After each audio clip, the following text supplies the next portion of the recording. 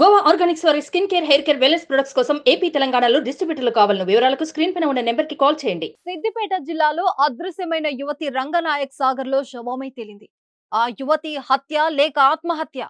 ఓవైపు కుటుంబ సభ్యులు పోలీసులు జాప్యం వల్ల తమ కుమార్తె మరణించిందని ఆరోపిస్తుండగా, మరోవైపు జాప్యం ఏమీ లేదని పోలీసులు చెబుతున్నారు. అసలేం జరిగింది? ఆ యువతి మృతికి గల కారణం ఏంటి? ప్రస్తుతం సిద్దిపేట జిల్లాలో ఓ యువతి మృతి మిస్టరీగా మారింది.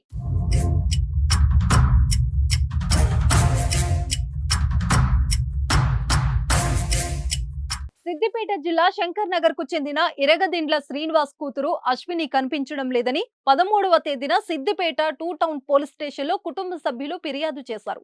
దీంతో పోలీసులు మిస్సింగ్ కేసు నమోదు చేశారు. కుటుంబ సభ్యులు, బంధువులు పలు చోట్ల వెతికినా కానీ ఆచూకీ లభించలేదు.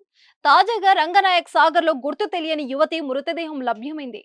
ఆ మృతదేహం అశ్వినిదిగా పోలీసులు నిర్ధారించడంతో అశ్విని మృతి ప్రస్తుతం సంచలనంగా మారింది. ప్రేమ వ్యవహారమే కారణమంటూ గత 4 రోజుల క్రితమే పోలీసులకు ఫిర్యాదు చేసినప్పటికీ పోలీసులు పట్టించుకోలేదని మృతురాలి కుటుంబ సభ్యులు ఆరోపించారు.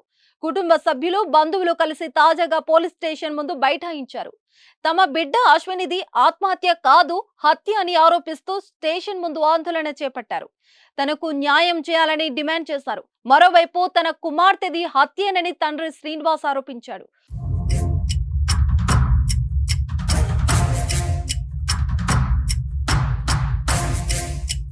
ఓ యువకుడు తన కుమార్తెను ప్రేమ పేరుతో చిత్రహింసలు పెట్టాడని ఆరోపించారు. తనను పెళ్లి చేసుకోకుంటే చంపేస్తానని బెదిరించి హత్య చేసినట్లు తెలిపారు. ఓ యువకుడిపై అనుమానం ఉందనే విషయాన్ని పోలీసులకు కూడా చెప్పినట్లు శ్రీనివాస్ వెల్లడించారు. అయినా కానీ పోలీసులు పట్టించుకోలేదన్నారు.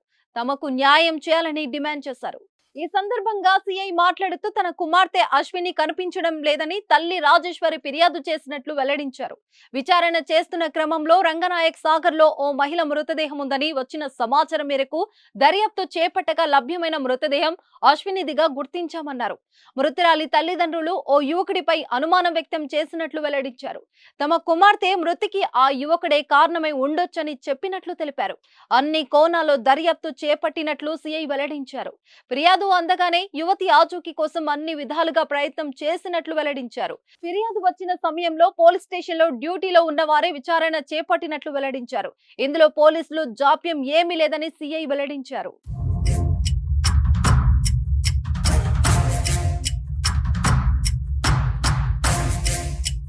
నా బిడ్డ అశ్విని అనే నా శంకర్నగర్లోనే ఉంటా. శంకర్నగర్లో అయితే ఏమైందంటే విషయం ఏంటంటే నాకు ఒక 2 మంత్ బ్యాక్ తెలిసింది. పెళ్ళి పోయిన తోర్నాల పెళ్ళికి అక్కడ పోయినది, దోస్తు వాళ్ళ ఇంటికి పోయినది. పెళ్ళి పోయినప్పుడు అక్కడ వాళ్ళు ఈమెకు ట్రాప్ చేసి ఆమెని ఇంటికి రప్పించుకొని వాళ్ళ ఇంట్లో అమ్మ, నాయన, పెద్దబాబు, చెల్లె, అన్న, వాళ్ళ పిల్లని బావ, చిన్నాయన, పెద్దబాబు, వాళ్ళందరూ, వాళ్ళ అమ్మ, వీళ్ళందరూ మొత్తం నా బిడ్డని డైవర్ట్ చేసేసి వాళ్ళు ఏం చేసిరంటే మా దిక్కు మా మాట వినకుండా, మా మాట పట్టించుకోకుండా ఆ టైప్లో ఆమెకు మొత్తం నేర్పి ఆ రోజు వాళ్ళ ఇంట్లో పండగ పెట్టుకొని ఫోన్ చేస్తే ఫోన్ స్విచ్ ఆఫ్ అయింది, ఫోన్ కలవలేదు. తర్వాత మళ్ళీ తెల్లారి ఏమైందని చెప్పి తెలిసి ఎంక్వైరీ చేస్తే తర్వాత వాళ్ళని ఇంటికాడ ఉన్న సంగతి తెలిసింది. తెలిసిన తర్వాత రోజు ఇక మాకు తెలిసినాక నేను ఏం చేసినంటే ఆ సిమ్ అనేది ఇరగొట్టేసిన.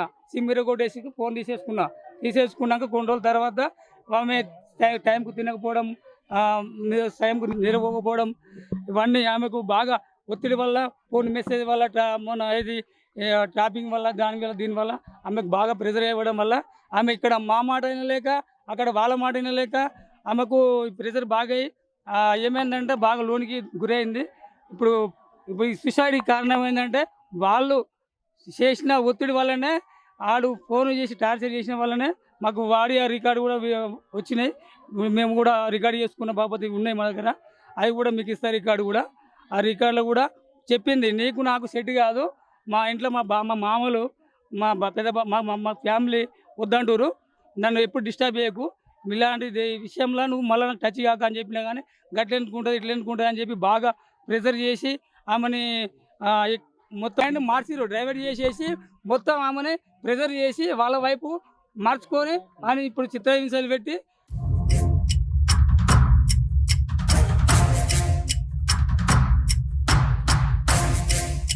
తేదీ 13/5/2024 సాయంత్రం సుమారు 5 గంటలకు ఇరదిండ్ల రాజేశ్వరి అనే మహిళ తన కూతురైనటువంటి అశ్విని తప్పిపోయింది, ఆచూకీ లభించట్లేదని చెప్పేసి ఇచ్చిన ఫిర్యాదు మేరకు ఉమెన్ మిస్సింగ్ కింద కేసు నమోదు చేసి అదే రోజు కేసు నమోదు చేసి దర్యాప్తు ప్రారంభించనేది. దానికి సంబంధించి దర్యాప్తు కొనసాగుతున్నది.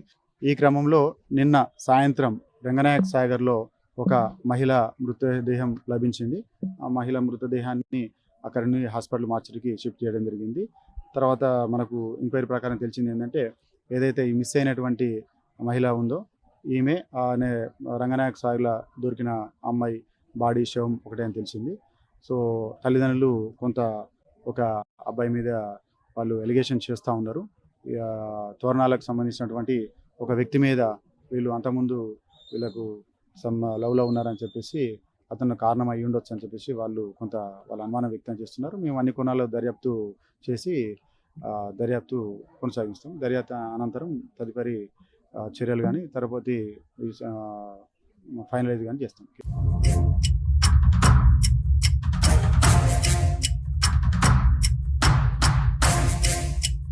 సుమన్ టీవీలో మీ పర్సనల్ అండ్ బిజినెస్ ప్రమోషన్స్ కోసం కింది నెంబర్కి కాంటాక్ట్ చేయండి.